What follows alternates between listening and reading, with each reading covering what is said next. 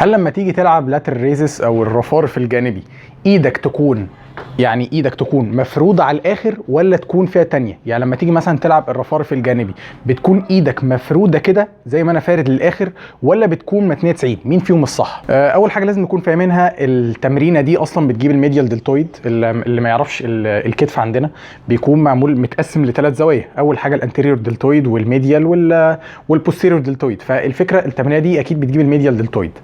تمام، دي اول نقطة.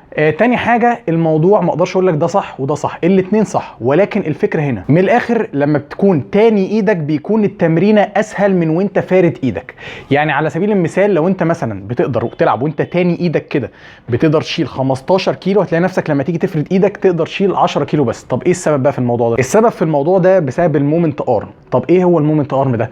المومنت ارم ده عامة المسافة من المفصل للوزن. يعني على سبيل المثال انا مثلا ايدي كده، ادي المفصل الكتف اهو، مفصل الكتف اهو، المسافه من مفصل الكتف لحد الوزن دي اسمها المومنت ارم. تمام. تاني معلومه، ودي معلومه مهمه جدا لازم نكون فاهمين حاجه، اغلب القوه اللي واقعه على الجسم بتكون روتيشنال فورس، او معنى صح قوه لف. يعني اي قوه الجسم بيعملها مش بتكون قوه عموديه. بمعنى انا مثلا دلوقتي جيت عملت كده مفصل الكتف، انا عملت كده، اي حركه في الريست مثلا عملت كده، انت لو جيت بصيت على الموضوع هي مش قوه عموديه، يعني هي مش قوه ماشيه كده او ماشيه في اتجاه ثابت، لا، هتلاقي القوه بتكون لفه على المفصل. يعني المفصل اهو، انت القوه اللي انت بتبذلها بتكون فيها لف، يعني انت اي حركه بتعملها بتكون عباره عن لف، العضله بتلف حوالين المفصل.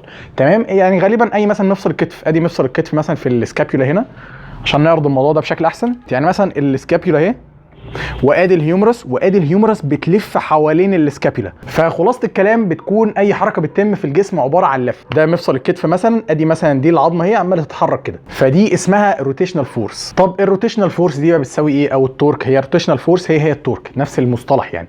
طب هي بتساوي ايه اصلا؟ بتساوي الفورس في المومنت ارم. المومنت ارم اللي لسه قايلينه في الاول، الفورس يعني على سبيل المثال كل عضله بتطلع فورس معينه، قوه معينه، ولكن اللي احنا هنتكلم النقطه الاهم اللي عايزين نتكلم فيها هي لقطه المومنت ارم دي، اللي هي المسافه من المفصل للوزن. فالاستنتاج الطبيعي كل ما المومنت ارم اللي هي المسافه من الوزن لغايه المفصل كل ما تزيد، كل ما بالتالي الروتيشنال فورس تزيد، كل ما يكون التمرين اصعب بالنسبه لك. فعشان كده تلاقي لما تيجي تفرد ايدك للاخر اصعب من ان انت يكون ايدك فيها سن التانية. فخلاصه الكلام لو هتسالني في تمرينه زي دي اللي هي اللاتر ريزس، الاتنين صح وممكن تلعب اللي انت عايزه، ولكن لو تسالني على تفضيلي الشخصي اقول لك لا، اللي ايدك بتكون مفروده وفيها سن التانية. يعني ايدك بتكون مفروده وفيها سن التانية كده، بس عشان ايه؟ تامينا للقلبو اللي هو مفصل للكوع هنا، عشان تقلل السبستيتيوشن. هتقدر تتابع تطورك احسن لو انت بتطبق بهذا الشكل.